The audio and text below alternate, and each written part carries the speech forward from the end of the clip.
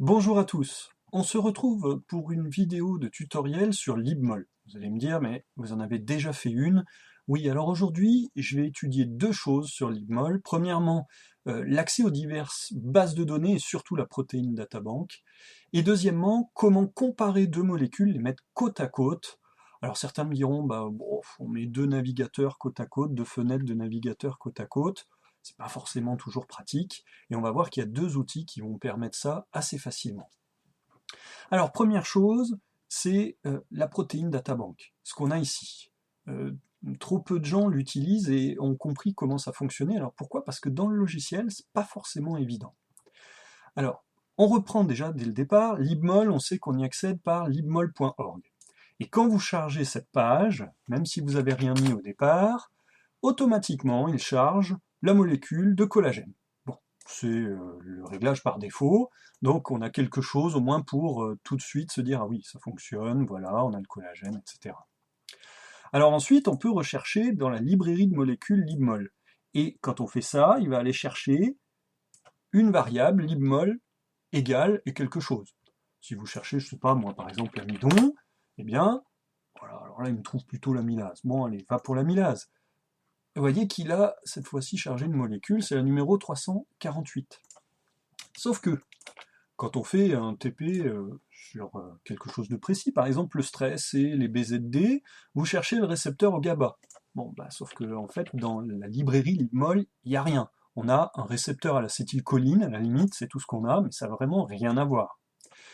Donc du coup, on est un peu bloqué, mais il y a ici la recherche dans la protéine databank. Alors, il va falloir lui parler en anglais, hein, parce que la protéine databank, c'est la ressource universelle de tous les scientifiques, et évidemment, la langue internationale en sciences, c'est l'anglais. Donc je lui ai écrit GABA receptor, très bien, et il m'en trouve plein. Plein, même trop en fait. Et puis, vous voyez ici, on ne voit pas forcément toujours bien de quoi il s'agit, parce qu'il y a des petits points. Par contre, on a un code qui est très très très très important. Vous voyez ici, c'est écrit 6D, 6T. Eh bien, on va le retrouver, ce code. Pourquoi? Parce que la protéine databank, on peut y accéder par ici, mais on peut surtout y accéder par le site officiel. Alors, vous voyez que c'est rcsb.org. Donc, si vous tapez PDB de toute façon dans un moteur de recherche, vous allez tomber dessus. Et vous voyez qu'ensuite, dans PDB, il y a un moteur de recherche. Alors moi, j'ai forcé un peu la recherche déjà parce que je sais ce que je cherche. Si on tape GABA réceptor, ça va être un peu compliqué parce que on a modélisé plein de choses. Il y a deux formes du récepteur. On l'a avec une molécule ici qui est le flumazénil, avec des agonistes, donc le GABA, avec différentes conformations, A, B, le récepteur A, le récepteur B, bref, j'en passe, et des meilleurs. Vous voyez aussi qu'on a l'organisme qui a été utilisé, qui a été étudié. Alors parfois on va trouver des molécules qui sont plutôt d'Homo sapiens ou d'autres qui viennent du taureau, ici, voilà, Bos taurus, lama glama, je pense que c'est le lama.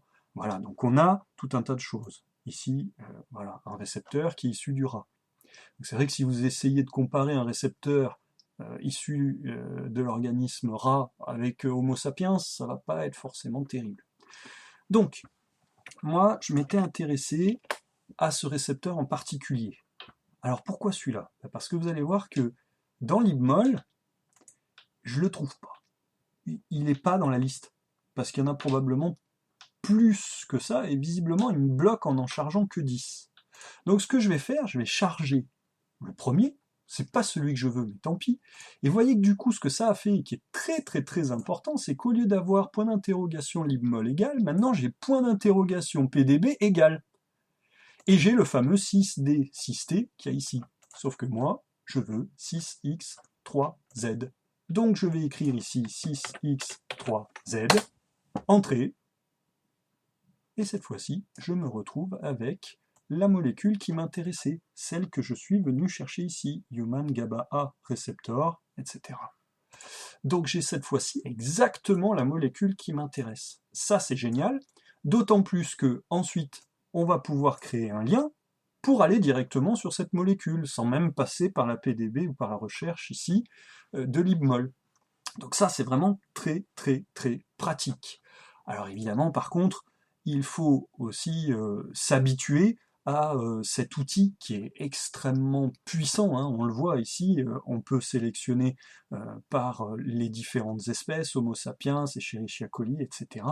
Donc vous voyez qu'il y a énormément de possibilités et énormément de données. Donc il faudra vraiment travailler de façon euh, comment dire, assez rigoureuse vis-à-vis de toutes ces données, parce que vous voyez, quand on a 6800 pages et 170 000 molécules potentielles, bon, faut bien vérifier de quoi on parle. Là, vous voyez, par exemple, il y a les types de sous-unités, alpha 1, bêta 2, gamma 2, mais je suppose que si on se décale un petit peu, on va pouvoir trouver des variantes assez régulièrement. Il y a des molécules ici qui sont constituées, vous voyez, de bêta 3, de gamma 2L. Donc voilà, c'est quelque chose qui est extrêmement variable, ici gamma 2S, etc., etc. Donc, on a découvert une fonctionnalité essentielle dans l'IBMOL, c'est la capacité à charger n'importe quelle molécule PDB, ces fameuses molécules qui sont utilisées aussi sur Rastop. Vous savez que Rastop, les fichiers qu'on peut ouvrir sur Rastop, ils sont avec une extension .pdb. Là, vous avez juste à les charger directement, même pas besoin de les télécharger. Donc c'est très pratique. J'en ai fini avec cette première partie sur l'ouverture de fichiers et la recherche dans la protéine databank. Maintenant, je vais passer à la deuxième partie sur la capacité à ouvrir plusieurs libmol en parallèle. Ça, c'est un peu le défaut de l'application de départ, c'est qu'il n'y a qu'une fenêtre.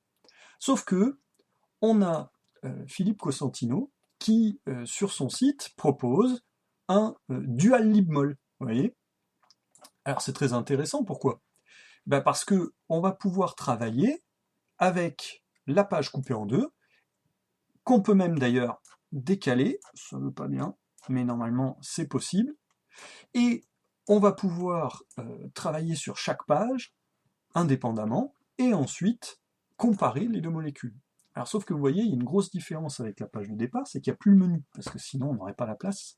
Alors en fait, le menu, on peut y accéder en agrandissant avec ces flèches qui vont vers l'extérieur, et vous voyez que cette fois-ci, on a les différents outils, les commandes. Donc là, par exemple, je peux colorer par squelette, chaîne, sélectionner. Alors, le GABA qui est dans la molécule, c'est ABU. Je vais pouvoir le colorer en vert, par exemple. Et voilà. Du coup, je peux revenir ici à la normale. Voilà. Et je peux faire le même travail sur son voisin. Commande, squelette, chaîne, sélectionner le GABA avec le code ABU, sphère, palette, vert. Parfait. Et maintenant, je peux chercher à mettre les deux molécules dans le même sens. Ça peut représenter une certaine difficulté, mais on s'en sort à peu près. Voilà les deux molécules, à peu près avec le même angle. On peut même les décaler légèrement avec le clic droit. Et voilà une façon de les comparer vraiment très précisément. On dézoome parfois, voilà. Et là, on a la capacité à comparer deux molécules. Alors vous voyez qu'en fait ici, la molécule, elle est en complexe avec le GABA, alors qu'ici, elle est en complexe avec le GABA plus le diazépam. C'est un BZD qui va avoir pour fonction de potentialiser le fonctionnement de ce récepteur à GABA. Alors par contre, on pourrait faire des mesures. Ici, on peut faire des mesures de distance, sauf qu'en fait, si on mesure la distance entre ces molécules, on va se rendre compte qu'elle est à peu près identique, parce qu'en fait, le récepteur à GABA va être mobilisé d'une façon qui est allostérique, c'est-à-dire que c'est dynamique. C'est une molécule qui va se transformer, beaucoup bouger, un peu comme si vous observiez le cœur à un instant donné, et du coup vous ne vous rendez pas compte forcément de l'état d'ouverture ou de fermeture de ce récepteur. Donc avec cet outil que Philippe Cosentino a proposé, on a la capacité à comparer deux molécules. Alors vous êtes peut-être un peu plus gourmand et vous voulez peut-être comparer 3-4 molécules. C'est possible avec une autre visionneuse, une visionneuse qui est proposée sur le site Geniali. Alors je mettrai tous ces sites et tous ces outils en lien sur la description de la vidéo YouTube. Et vous voyez qu'en fait ici, on va avoir la capacité à charger une, deux, trois ou quatre molécules à visualiser. Alors pour avoir le côté le plus impressionnant, on va en charger 4. Voilà. Donc ici, même travail. Pour pouvoir avoir le menu, il faut agrandir, commande, etc. Donc là, on peut faire comme on a vu précédemment, hein, charger différentes molécules. Alors par contre, vous allez voir qu'il y a une petite nuance, une petite faiblesse par rapport à l'outil de Philippe Cosentino. Vous voyez ici sur l'outil de Philippe Cosentino, ce qui est très intéressant, c'est qu'on peut charger les différentes molécules PDB. Vous voyez ici, je peux charger une autre molécule. Par exemple, si je charge 6D, 6T, eh bien, on va avoir un chargement de molécules qui se fait de façon immédiate. Alors ici, on a une molécule qui s'appelle le flumazénil qui a été associée au récepteur. C'est un anti-BZD pour éviter les empoisonnements au BZD et justement, ça empêche le fonctionnement des BZD. Donc vous voyez que là on peut recharger très rapidement avec ces codes PDB. Ce n'est pas possible avec le Geniali, à moins que ça existe d'une façon ou d'une autre, hein, mais je ne l'ai pas trouvé encore. Donc ici on aura simplement la capacité à comparer 4 molécules et il faudra les charger une par une sans passer par la barre d'adresse. Voilà, j'espère que cette vidéo vous a été utile. Je vous remercie pour votre attention et je vous souhaite une très bonne journée.